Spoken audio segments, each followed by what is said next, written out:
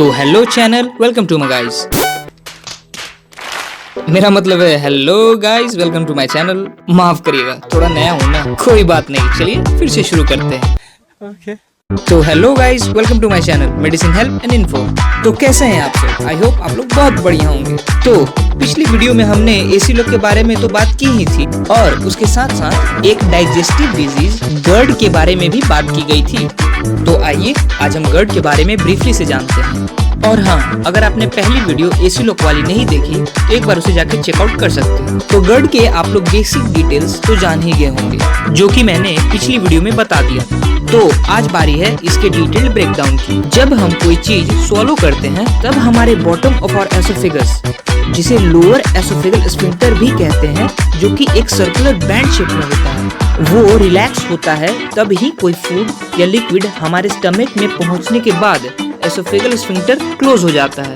मगर वहीं if sphincter relaxes अबनॉर्मली या फिर वीक हो जाए तब स्टमक एसिड हमारे एसोफेगस में आ जाता है, और इसी एसिड के लगातार बैक वॉश होने के कारण एसोफेगस में लाइनिंग आ जाती है और ऑफ्टन सूजन भी आ जाती है। तो आइए अब इसके रिस्क फैक्टर्स जान लेते हैं। तो पहला risk factor, bulging of top of stomach up into diaphragm, जिसे हाइडल हर्निया भी कहते हैं।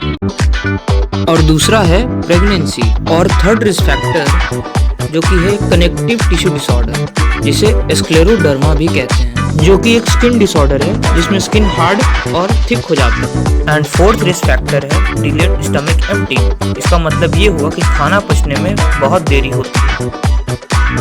तो गाइस, ये थे रिस्क फैक्टर। अब बात करते हैं कि इस कंडीशन में क्या ना करें। तो पहले नंबर पे आता है स्मोकिंग।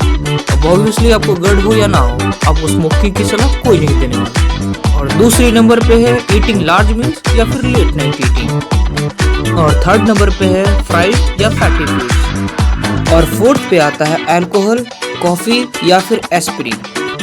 तो गाइस, ये थे आप सबके डोंट डूज। तो अगर गर्ड के पेशेंट आपके कोई नजर में हो तो इन्हें ये सब ना करने की सलाह दें।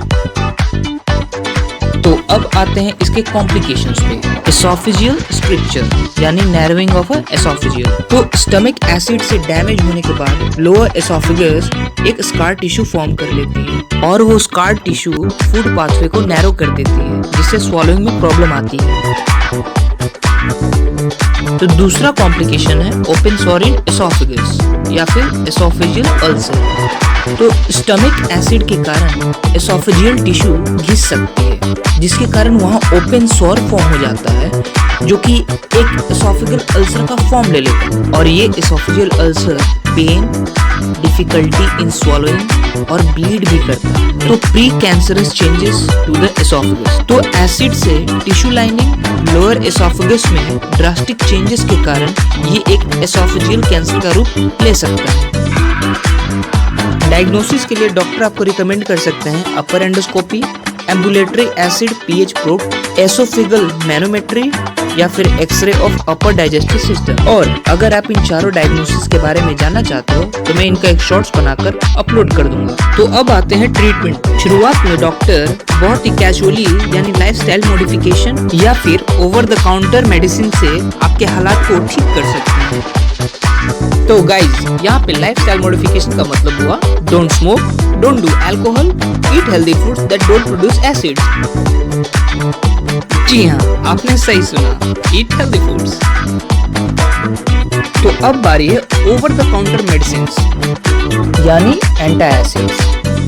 तो एंटी एसिड्स में मिलांटा, रोलैक्स, टर्म्स या फिर मालॉक्स।